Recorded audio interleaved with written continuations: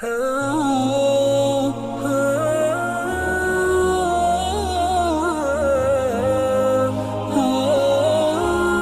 سلسلے میں ایک بات یاد آتی، اسی پہ بات مکمل کرتا ہوں، دھیان سے سننا۔ حضرت سیدنا مالک بن دینار ایک راستے سے تشریف لے جا رہے، راستے سے جاتے ہوئے آپ نے دیکھا کہ بادشاہ کی ایک کنیز ہے اور بہت خوبصورت ہے، بہت حسین و جمیل ہے، اور وہ غسل کرنے کے لیے گئی تھی کسی نہر پر، اور اس کو گھیر رکھا ہے کنیزوں نے۔ اتنی قیمتی تھی وہ کنیز کہ اس کی خدمت پر کنیز معمور تھی، شاہی کنیز تھی۔ تو چونکہ اللہ والے جو ہوتے ہیں نا، وہ انسان کو اس کی حیثیت دکھانا چاہتے ہیں تاکہ انسان گھمنڈ سے نکلے۔ میں بھی لوگوں کو کہتا ہوں، کسی کو دولت کا گھمنڈ، کسی کو جوانی کا گھمنڈ، کسی کو اقتدار کا گھمنڈ، تکبر۔ انسان تو کس پہ گھمنڈ کرتا ہے؟ دولت پہ؟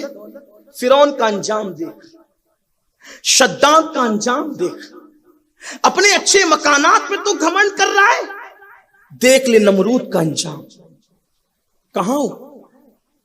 تکبر زیب نہیں دیتا۔ اللہ تعالیٰ فرماتا انسان تو اپنی پیدائش پہ غور کر، بنایا دست قدرت سے، لیکن کیسے بنایا؟ تو قرآن کہتا ہے مما دافق، اچھلتے ہوئے پانی سے، جس کو دوسرے مقام پہ قرآن کہتا ہے من نطفہ۔ اور اس کے ناپاک ہونے میں کیا کلام ہے کسی کو؟ اس کے ناپاک ہونے میں کیا کلام ہے؟ ایسا ناپاک کہ اپنے مقام سے ہٹ جائے تو غسل فرض کر دے۔ ٹھیک، کبھی اس کو دیکھنا تو صحیح، اس ایک قطرے کو آج سائنس کے ذریعے سے، سائنس ترقی کر چکی ہے تو عدسوں سے دیکھنا آسان ہو گیا۔ کبھی اس کو دیکھو، اس کے اندر کروڑوں کیڑے ہیں اور اتنے بدصورت ہے کہ دیکھنے پہ ڈر لگتا ہے۔ انہی کئی کیڑوں میں سے ایک کیڑا اپنے مقام پر پہنچتا ہے اور اسی سے انسان بنتا ہے۔ گھمنڈ کرنے والے انسان، تو اتنے بدصورت کیڑے سے پیدا ہوا، ایک قطرے میں لاکھوں کروڑوں تھے اور اس سے تو پیدا ہوا، وہ اپنی منزل پر پہنچ گیا۔ تو کس پہ گھمنڈ کر رہا ہے؟ اب تیری خوبی کیا ہے؟ اگر تو اللہ کو راضی کر لے تو فرشتوں سے بہتر ہو گیا، اور اگر تو اللہ کو راضی نہ کر سکا تو کتے تجھ پہ بازی لے گئے۔ بس بات اتنی ہے، خدا کو منا لیا تو تو گویا کہ فرشتوں سے بہتر ہے، اور اس کو نہ منا سکا تو بابا بلے شاہ کہتے اٹھ بلیا چل یار منا لے، ورنہ بازی لے گئے کتے، پھر کتے تجھ سے بہتر ہے۔ یہی تو ہے۔ کس پہ گھمنڈ کر رہے ہو؟ جس کو منانے کے لیے آئے تھے اس کو نہیں مناتے، جس کو راضی کرنے کے لیے آئے تھے اس کو نہیں راضی کرتے، جس کی خوشی کے لیے زندگی گزارنے آئے تھے اس کو خوش کرنے کی کوشش نہیں کرتے، سب کے پیچھے لگے اور رب کی خوشی کی کوشش نہیں کرتے۔ اور سن لو، سب کو منانا مشکل ہے، رب کو منانا بہت آسان ہے۔ سب سے تعلق پیدا کرنا مشکل ہے، رب سے تعلق پیدا کرنا آسان ہے۔ کتنا آسان ہے؟ حضرت سیدنا مخدوم اشرف جہانگیر سمنانی فرماتے ہیں رات کے آخری پہر میں جگ کر رونے سے جو ملتا ہے وہ کسی نفلی عبادت سے نہیں ملتا۔ حضرت سیدنا مالک بن دینار، انہوں نے خوبصورت اس لڑکی کو دیکھا، دیکھ کے فرمایا اے لڑکی کون ہے تو؟ اس نے اپنی گردن کو جھرجھری دی اور کہا کہ آپ مجھے نہیں پہچانتے، میں بادشاہ کی کنیز ہوں۔ اچھا، تو تیرا بادشاہ تجھے بیچے گا؟ اسی سے پوچھ لو، ملکیت اسی کی ہوں، اسی سے پوچھ لو۔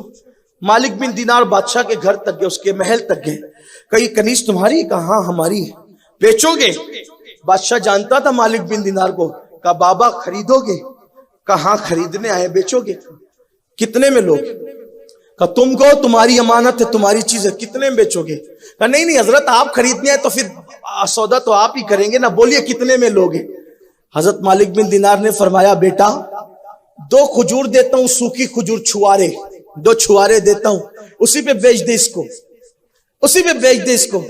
مالک بن دینار نے جب یہ کہا نا 2 سوکھے چھوارے پر، 2 سوکھے چھوارے پر، 2 سوکھی کھجور پر اس کنیز کو میرے ہاتھوں بیچ دے، زور سے ہنسا، کہا حضرت اتنی خوبصورت کنیز دو چھوارے پر، آپ کو ہو کیا گیا ہے؟ فرمایا بیٹا میں نے بہت مہنگی مانگ لیا کیونکہ اس میں عیب ہے، عیب۔ اب دیکھو حسن والوں میں عیب کیا ہے، مالک بن دینار بیان کر، لوگ جو پیچھے پڑے ہیں نا، حسن لافانی کو چھوڑ کر فانی ہونے والے حسن کی طرف یہ اللہ والا بتا رہا ہے، سفید چمڑی کے پجاریوں کو بتا رہا ہے یہ اللہ والا اصل حسن کیا ہے، حقائق کیا ہے۔ فرمایا میں نے بہت مہنگی مانگ لیا اس کو، یہ اتنی مہنگی نہیں ہے، اس میں تو عیب ہے، عیب۔ تو کیا عیب ہے؟ فرمایا نمبر 1، یہ غسل نہیں کرے گی تو اتنا پسینہ نکلے کہ آدمی اس کے قریب نہ جائے، بدبو آئے گی۔ دوسرا عیب، یہ اگر مسواک نہ کرے تو منہ سے اتنی بدبو آئے گی کوئی اس سے کلام نہ کر سکے۔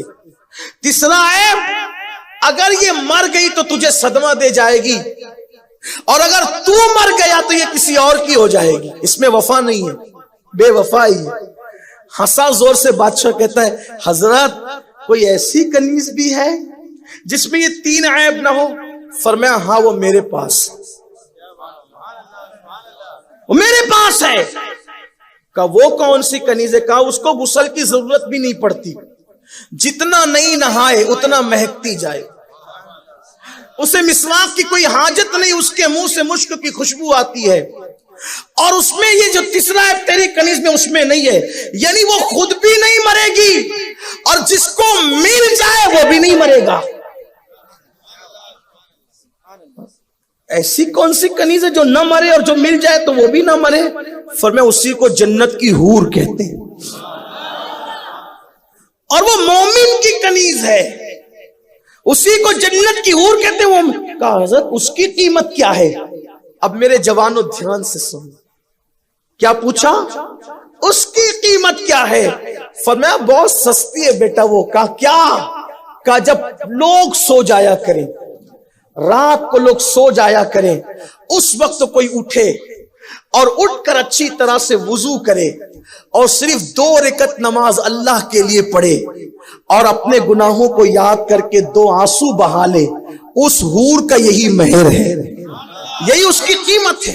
آپ مجھے بتائیں جب 2 رکعت پڑھنے پہ وہ حور ملے گی تو جہاں حور ہوگی وہیں تو تمہیں بھی پہنچایا جائے گا، تو 2 رکعت کسی کے جنتی بننے کے لیے کافی ہے، لیکن کوئی کر کے تو دیکھے۔